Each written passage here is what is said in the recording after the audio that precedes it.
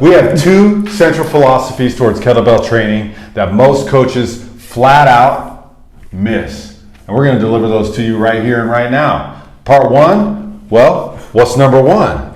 Number one is the vertical component of force production. Get up. When you're looking at, forget about your grind lifts, same thing can be said, but let's talk about ballistics because it's a little bit easier to see. Whether it's a swing, clean, snatch, push, press, jerk, force comes from the floor. When you're analyzing what you're moving, it's a kettlebell, right? You're using contact forces between you and the kettlebell to make the kettlebell move in a particular direction. And the thing that's going to influence the kettlebell is gravity, okay? If gravity is a downward acceleration or a downward force, we're always fighting something vertical. It only makes sense that we have to use vertical force to fight a vertical force. Otherwise, it's just flat out not going to work. We've done studies on this now.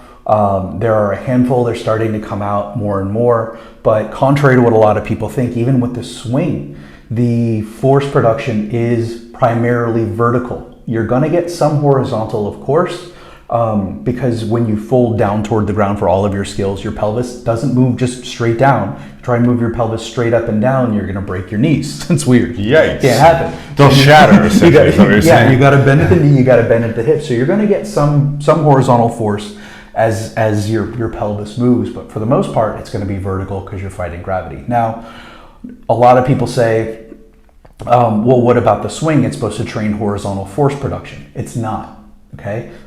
There's another term that people use, and when they use this, they use it correctly. They talk about force projection.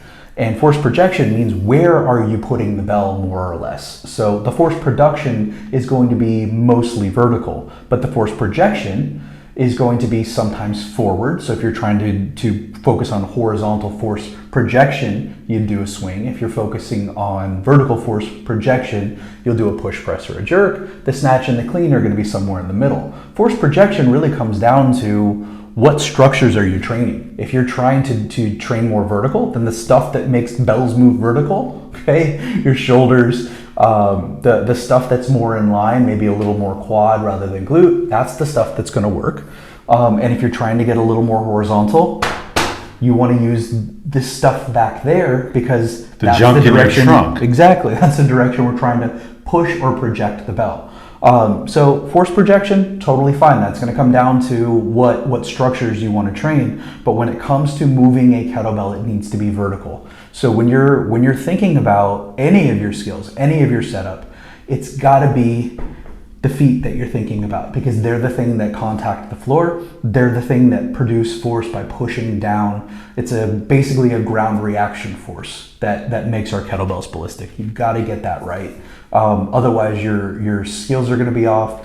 Your coaching is going to be bad. I've seen a lot of poorly taught swings because people are talking about this horizontal stuff, and you get some kind of weird scoopy air humping thing that's really not. It's funny to watch, but it's not.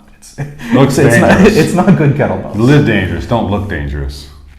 All right, that's number one. That's number one. Hey, that's number one. So check out the second video for number two and leave a comment below on this one in case you have any questions.